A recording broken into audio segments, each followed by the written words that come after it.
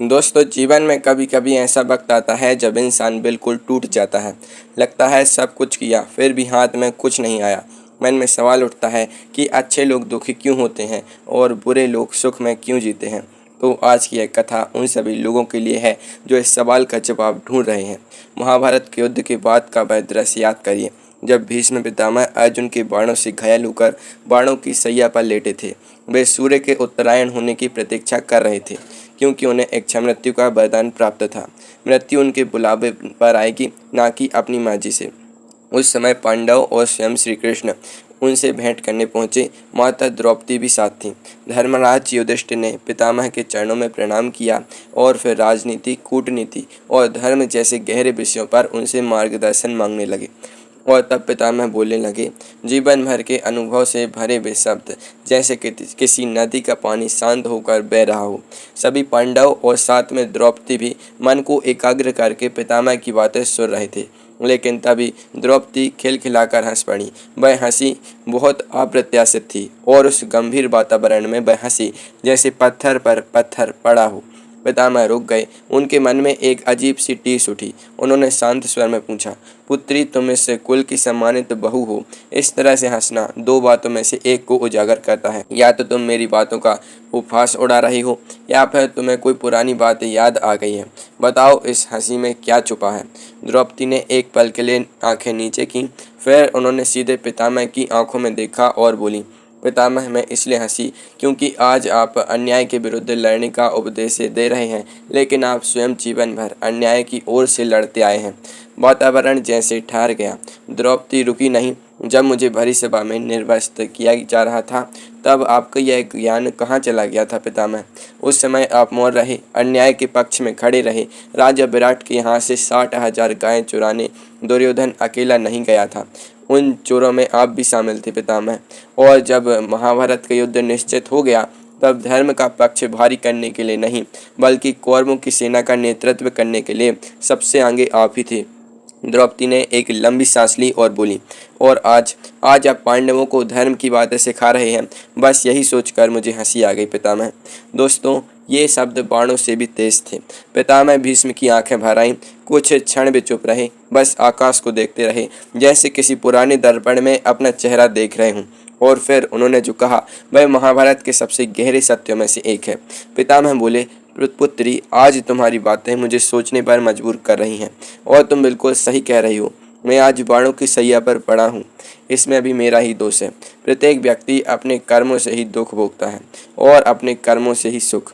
पुत्री, तुम तो भली भांति जानती हो कि मैं अपनी प्रतिज्ञा से मदा होने के कारण एक कठपुतली बन गया था, जो काम तो बहुत करती है, लेकिन दूसरों की इच्छा से। उस समय मैं दुर्योधन का अन्न खा रहा था, वह अन्न जो प्रजा को दुख पहुंचाकर अन्याय से एकत्र किया गया था। उस पाप रूपी अन्न को खाते खाते मेरे भीतर के सारे अच्छे संस्कार धीरे धीरे नष्ट होते गए। उस पाप के अन्न से बना रक्त मेरे शरीर में दौड़ता था, और वह बार बार मुझे अन्याय के पक्ष में बोलने के लिए विवश करता था।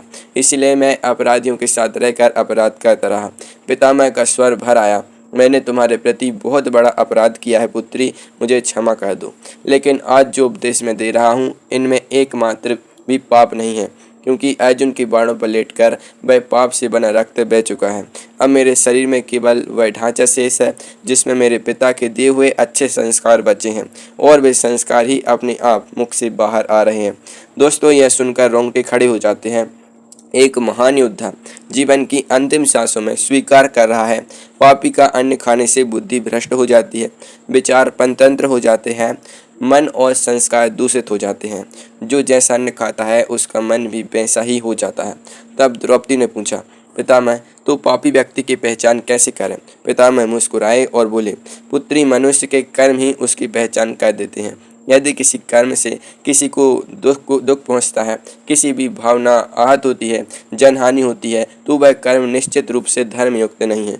जो व्यक्ति सत्य और धर्म के मार्ग से हटकर चलता है, अपना स्वार्थ सिद्ध करने के लिए सत्य को दबाने का प्रयत्न करता है और जब समय आए तो सत्य के पक्ष में खड़ा ना हो सके, उसे निश्चित ही पाप की कमाई खाने वाला समझो।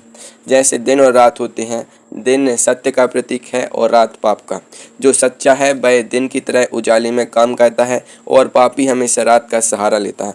पापी व्यक्ति भीड़ में धर्म की प्रशंसा भी करेगा, उनके साथ चलेगा भी, लेकिन जब जरूरत पड़े तो मौन हो जाएगा। बस समझ लो वह पाप की कमाई खाने वाला है। जो हिंसा का समर्थन करता है वो निर्दोषों और कमजोरों को बलि का बकरा बनाता है, वही पापी है। द्रौपदी ने एक और प्रश्न किया, पितामह लोग पाप करते क्यों हैं? पितामह बोले, पुत्री पाप के 3 मूल कारण हैं, मूर्खता, असंतोष और लोभ। पहला, जो व्यक्ति बिल्कुल ही अज्ञानी है, जिसे धर्म अधर्म का बोध नहीं, वह किसी के बहकावे में आकर पाप में लिप्त हो जाता है। दूसरा, जिस व्यक्ति की इच्छाएं कभी समाप्त नहीं होती, जो हर वस्तु को अपना बनाना चाहता है, वह असंतोषी होता है। जब असंतोष भर जाता है भीतर, तो अपने पास जो है उससे भी खुशी नहीं मिलती और इसीलिए व्यक्ति पाप का सहारा लेकर वह पाना चाहता है जो उसके पास नहीं। तीसरा, लोभ। यह एक ऐसी तृष्णा है जो धन देखकर और दुगनी हो जाती है। इस दलदल में पड़कर व्यक्ति के सब कार्य कर बैठता है जो अनैतिक और अधर्म की है। लोभ पाप का जन्मदाता है। पुत्री, यह महाभारत का युद्ध भी इसी लोभ का परिणाम है। यदि दुर्योधन पांडवों को उनके अधिकार का राज्य दे देता तो यह युद्ध ही नहीं होता। इस महाविनाश का कारण लोभ ही है। फिर पितामह ने एक और गहरी बात कही, बिना स्वार्थ के पाप नहीं होता पुत्री। चाहे तन का स्वार्थ हो, चाहे पद प्रतिष्ठा का हो, चाहे पुत्र मोह का, ये सब जब तक सीमित रहते हैं तब तक संतोष है, लेकिन जब ये असीमित हो जाते हैं तब व्यक्ति असंतोषी हो जाता है और पाप के मार्ग पर चलने लगता है। दोस्तों, जीवन में जब हम थके हुए हों, टूटे हुए हों, तब यह संवाद हमें एक आईना दिखाता है। पितामह भीष्म जैसे महापुरुष ने स्वयं स्वीकार किया कि जिसका अन्न खाओ उसके जैसे विचार हो जाते हैं, जिसकी संगत में रहो वैसा मन हो जाता है। इसलिए अच्छी संगत रखो, अच्छे कर्म करो, दूसरों की मजबूरी का फायदा मत उठाओ, झूठ मत बोलो, किसी की निंदा मत करो, चोरी और हिंसा से दूर रहो और दोगले इंसान का साथ तुरंत छोड़ दो। ऐसे लोग किसी का भला नहीं कर सकते, क्योंकि हमारे विचारों से ही हमारा भाग्य तय होता है।